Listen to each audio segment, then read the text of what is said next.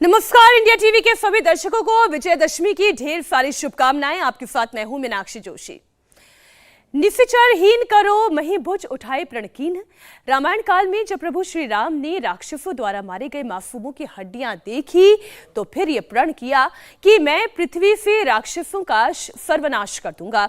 और विजयदशमी के दिन प्रभु श्री राम ने राक्षसों के राक्षस रावण का वध भी किया। तासु तेज समान प्रभु आनन, हर्षि देखहि शंभु चतुरानन। जय जय धुनि पूरे ब्रह्मांडा, जय रघुबीर प्रबल भुज दंडा। रावण का वध हुआ। रावण का तेज प्रभु श्री राम के मुख में समा गया। आतंक रूपी राक्षस का अंत हुआ और प्रबल भुजदंड वाले रघुबीर की तीनों लोकों में जय जयकार हुई। आज रामायण काल नहीं है, ये त्रेता युग नहीं है, आज कलयुग है। लेकिन आज भी विजयदशमी का पर्व है और लक्ष्य आज भी आतंकवाद, कट्टरता और सांप्रदायिक सोच रूपी रावण का वध करना है। लेकिन क्या धर्म की आड़ में आतंकवाद के लिए सॉफ्ट कॉर्नर रखने वाले आतंकवाद को खत्म होने देंगे? फिलिस्तीन का समर्थन करते वक्त हमास के गुनाहों पर चुप्पी साधने वाले नेता और मौलानाओं की बात मैं आपको सुनाऊंगी। विजयदशमी पर कहां-कहां शस्त्र पूजन हुआ और शस्त्र पूजन की सनातनी परंपरा क्या है ये भी बताऊंगी। लेकिन शुरुआत संघ प्रमुख मोहन भागवत की राम वंदना और शस्त्र पूजा की तस्वीरों के साथ। विजयदशमी के मौके पर नागपुर में आरएसएस के हेडक्वार्टर में शस्त्र पूजन किया गया। संघ प्रमुख मोहन भागवत ने शस्त्रों का पूजन किया। साथ ही आरएसएस के कार्यकर्ताओं द्वारा पथ संचालन भी किया गया। मशहूर musician Shankar Mahadevan chief guest के तौर पर यहां पर शामिल हुए। आरएसएस अपनी स्थापना के समय से ही विजयदशमी के दिन शस्त्र पूजन करती आ रही है। संघ की स्थापना साल 1925 में दशहरे के दिन ही हुई थी, इसलिए संघ कभी अपना स्थापना दिवस हमेशा से विजयदशमी के दिन ही मनाता है, इसे उत्सव की तरह मनाता है। सनातन धर्म में ये मान्यता है कि राक्षसी प्रवृत्तियों के खात्मे के लिए शस्त्र धारण करना जरूरी है, इसलिए आरएसएस भी शस्त्र का पूजन करता है। रक्षा मंत्री राजनाथ सिंह भी आज एलएसी के पास जवानों के साथ दशहरा मनाने पहुंचे। वे अरुणाचल प्रदेश के तवांग में थे, जहां उन्होंने शस्त्र पूजा की। वैदिक मंत्रोच्चार के साथ पूरे विधि विधान के साथ रक्षा मंत्री राजनाथ सिंह ने पूजा की। अब क्या आपके मन में इन तस्वीरों को देखकर एक सवाल नहीं उठता कि विजयदशमी के दिन ही शस्त्र पूजन क्यों किया जाता है और इससे लेकर मान्यता क्या है? तो इसके बारे में डिटेल आपको दे देती हूं। सनातन धर्म में विजयदशमी के दिन शस्त्र पूजन को लेकर कई मान्यताएं हैं। पहली मान्यता तो यह है कि इस दिन मां दुर्गा ने महिषासुर नाम के असुर का वध किया था और धरती को असुरों से मुक्त किया था। दूसरी मान्यता है कि इस दिन भगवान श्री राम ने राक्षसों के राक्षस यानी रावण को सबसे बड़े राक्षस का जो दर्जा दिया जाता है उसका वध किया। तीसरी मान्यता यह है कि इसी दिन महाभारत का युद्ध शुरू हुआ और पांडवों को अज्ञातवास से इसी दिन मुक्ति मिली थी। इतना ही नहीं, कहा यह भी जाता है कि छत्रपति शिवाजी को विजयदशमी के दिन माता दुर्गा से तलवार की प्राप्ति हुई थी और इसलिए विजयदशमी के दिन शस्त्र पूजन करने की परंपरा चली आ रही है। शस्त्र पूजन के मौके पर संघ प्रमुख मोहन भागवत ने आज कट्टरपंथियों को संदेश दिया कि स्वार्थ और कट्टरपंथ की वजह से ही दुनिया संघर्ष के रास्ते पर है। विश्व में अनेक समस्याएं जिनका हल उनको नहीं मिला। स्वार्थ और कट्टरपन के चलते कलह चलते हैं, उसका कोई हल नहीं दिख रहा। स्वार्थ तो रहता ही है, कट्टरपन भी रहता है, उसको चलते एक उन्माद पैदा हो जाता है, अहंकार पैदा हो जाता है, उसके संघर्ष चल रहे। स्वार्थों के टकराव और अतिवादिता के कारण युद्ध चलते हैं, उसका कोई उपाय नजर नहीं आता। लेकिन थोड़ा और एक बात का भी ध्यान रखना पड़ेगा। दुनिया में कुछ लोग हैं, भारत में भी कुछ लोग हैं जो नहीं चाहते कि भारत खड़ा हो, और इसलिए समाज में कैसे विभेद पैदा करना, समाज की सामूहिकता जो निर्माण हुई उसको कैसे तोड़ना, अलगाव और टकराव कैसे पैदा करना, ऐसा वो प्रयास करते हैं। संघ प्रमुख मोहन भागवत ऐसे ही तो कुछ नहीं कहते। उनके हर बयान का संदेश राष्ट्रीय ही नहीं वैश्विक फलक पर होता है। विजयदशमी के दिन उन्हें कट्टरपंथ अतिवादी सोच का जिक्र क्यों करना पड़ा, आइए इसका कारण मैं आपके सामने रखती हूँ।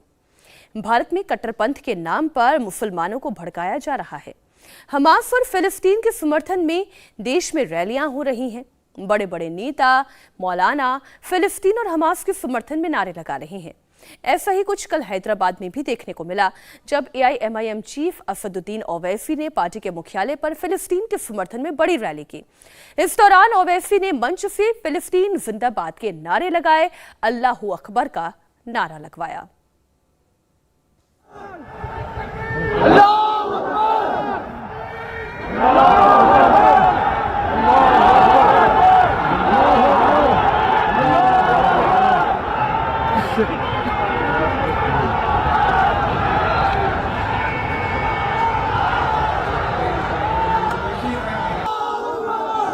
असदुद्दीन ओवैसी ने न सिर्फ फिलिस्तीन के समर्थन में नारेबाजी की, बल्कि जब उन्होंने भाषण देना शुरू किया तो उस दौरान भी दो बार फिलिस्तीन जिंदाबाद के नारे लगाए। नारे तकबीर, फलस्तीन, फलस्तीन, गाजा की आवाम, गाजा की आवाम। ओवैसी की इस रैली में धार्मिक नारे भी लगे, अल्लाहू अकबर के नारे भी लगे। अल अक्सा मस्जिद के बाद भी हुई और नारे खुद ओवैसी ने लगवाए।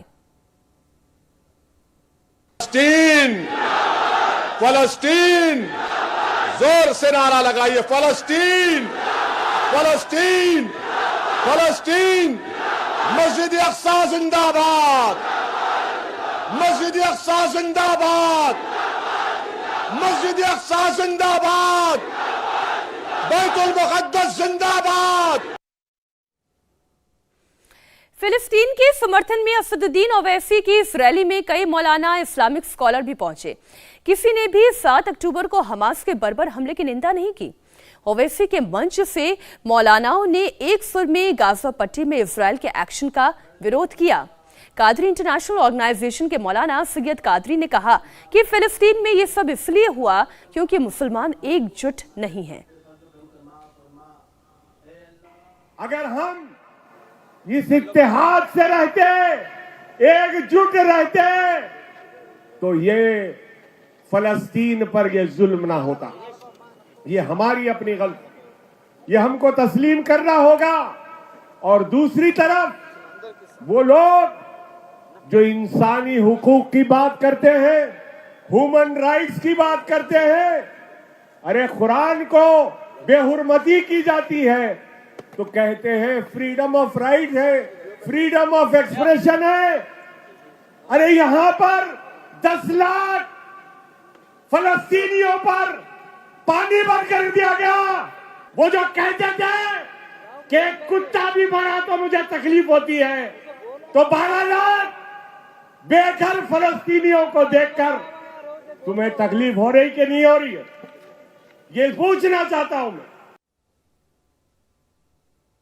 हिंदुस्तान गुलामी और तसल्लुत के दर्द को समझता है, इसलिए वो हमेशा मजलूम फलस्तीनियों के साथ रहा है। हमारे मोदी साहब कुछ देर के लिए बहके, लेकिन उन्हें संभाला गया। हम हुकूमत हिंद से मुतालिबा करते हैं कि वो इसराइल के साथ अपने सिफारती और तिजारती ताल्लुकात को खत्म करें। इनमें से किसी ने भी फिलिस्तीन का जिक्र तो करना मुनासिब समझा, लेकिन हमास का खंडन करना, उसकी बर्बरता की आलोचना करना जरूरी नहीं समझा। ओवैसी का भाषण भी छोटा था, पॉइंटेड था। फिलिस्तीन के नाम पर हमास की गलतियों से मुंह फेरना और मुसलमानों को मोबिलाइज करना, और करे भी क्यों ना, इससे उनका राजनीतिक हित भी सधता है। तेलंगाना में चुनाव है, चुनावी बिसात है, नारे तकबीर, अल्लाहू अकबर के नारे बुलंद किए गए मंच से। फिलिस्तीन में हमले को लेकर इजराइल पर जमकर बरसे और पीएम मोदी से मानवीय मदद के लिए कॉरिडोर बनाने की अपील भी की। ओवैसी ने जाफना में वायुसेना की मदद का हवाला भी दिया। हम हमारी हुकूमत से इस बात का मुतालिबा करते हैं कि जिस तरह 1987 में श्रीलंका में जाफना में जब टेमिलियंस पर यह इस तरह का मुहासरा कर लिया गया था, तो भारत की हुकूमत ने प्लेन के जरिए से टेमिलियन जो जाफना में फंसे हुए थे उनको खाना तकसीम किया था। इसी तरीके से हम अमेरिका को याद दिलाते हैं, बरतानिया को, फ्रांस को, कि जब दूसरी जंग अजीम 1948 से 1949 मई तक जब बर्लिन पर कब्जा हो रहा था तो अमेरिका ने सोवियत यूनियन को कहकर एक कॉरिडोर बनाया था ताकि वहां पर बर्लिन के लोगों को खाना मिल सके। ये तमाम चीजें सामने हैं। मैं आपसे अपील कर रहा हूं कि यहां बैठकर गाजा की आवाम की तकलीफ को महसूस करिए, फलस्तीनियों के लिए दुआ फरमाइए। इजराइल के हमले में अब तक करीब 5000 फिलिस्तीनी मारे गए हैं। उसका जिक्र करते हुए ओवैसी ने फिलिस्तीन के लोगों की बहादुरी के बारे में भी बताया। मैं सलाम करता हूं फलस्तीन के उन मासूम बच्चों को जो अपने माँ बाप की लाशों को देखकर भी नारे तकबीर अल्लाह अकबर का नारा बुलंद कर रहे हैं। मैं सलाम करता हूं वो फलस्तीन की माओं को जिन्होंने अपने औलाद की लाशों को देखकर भी कह रहे हैं कि बैतुल मुक़द्दस हम तुझे छोड़ने वाले नहीं हैं। मैं सलाम करता हूं उन बुजुर्गों को जो अपने सामने अपनी औलाद की शहादत को देखकर भी कहते हैं कि सलाहुद्दीन अय्यूबी तो भी मरा नहीं, हम जिंदा हैं। ओवैसी जो बात रैली में नहीं कह पाए उसे उन्होंने मीडिया से बातचीत में पूरा किया। ओवैसी ने पीएम मोदी से अपील की कि वो इजराइल से बातचीत कर गाजा में सीज़फायर लागू करने और मानवीय मदद के लिए कॉरिडोर बनाने की पहल करें। एड इंडिया भिजा रहा है मगर इजराइल ये कह रहा है कि हम एड अलाउ नहीं करेंगे। हम जो है राफा से, इजिप्ट से, राफा से गाजा में एड भिजाने की बात कर रहे हैं। हमारे प्लेन्स भी चले गए हैं मगर और हम प्राइम मिनिस्टर नरेंद्र मोदी से डिमांड करते हैं कि वो पहले सीज़ फायर कराए, वहाँ पर गाजा में सीज़ फायर कराए, गाजा में एक ह्यूमैनिटेरियन कॉरिडोर को खोला जाए। गाजा में 50,000 महिला प्रेग्नेंट है, अस्पताल ख़त्म हो रहे हैं, अस्पतालों में बिजली नहीं है, ऑक्सीजन नहीं है, एनेस्थीसिया नहीं है।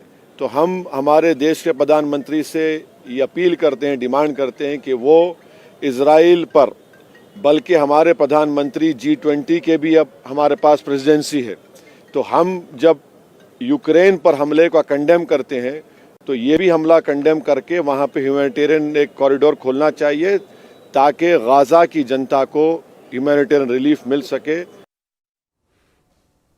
हैदराबाद में जो मजलिस लगी उसमें फिलिस्तीन के मुसलमानों के लिए बड़ी बड़ी बातें कही गई, लेकिन 7 अक्टूबर को हमास ने जो बर्बरता की वो क्या था? हमास के कब्जे में जो अब भी 200 से ज्यादा बंधक हैं, उनके बारे में कोई दुआ क्यों नहीं पढ़ी गई? उनकी रिहाई के लिए नारे क्यों नहीं बुलंद किए गए? उनके लिए अल्लाह अकबर के नारे क्यों नहीं लगाए गए? इजरायलियों के साथ जो अमानवीय बर्ताव हुआ, क्या वो ओवैसी जी को नहीं दिखाई दिया? क्या आतंकी हमले को धर्म के चश्मे से देखना ठीक है? सवाल यह भी कि अगर हिंदुस्तान की धरती पर ऐसे आतंकी हमला होता तो क्या भारतीय सेना जवाब नहीं देती? और आज अगर इजराइल ठीक आतंकियों के साथ वही व्यवहार कर रहा है जो उसके नागरिकों के साथ किया गया, तो इसमें गलत क्या है? क्या फिलिस्तीन के बहाने ओवैसी हिंदुस्तान में अपना वोट बैंक साध रहे हैं? फिलिस्तीन में अगर निर्दोषों की जान जा रही है तो उसे जायज तो नहीं ठहराया जा सकता। विध्वंस कभी सृजन नहीं हो सकता, शांति का कोई विकल्प भी नहीं है। लेकिन जब रॉकेट दागे जाते हैं, इसकी जद में बेगुनाह भी आते हैं। जरूरी यह है कि बात एक तरफा ना हो, कट्टरता को बढ़ावा ना दिया जाए। अगर फिलिस्तीन के मासूमों की बात हो रही है तो इजराइल के मासूमों की भी बात ओवैसी साहब को करनी चाहिए।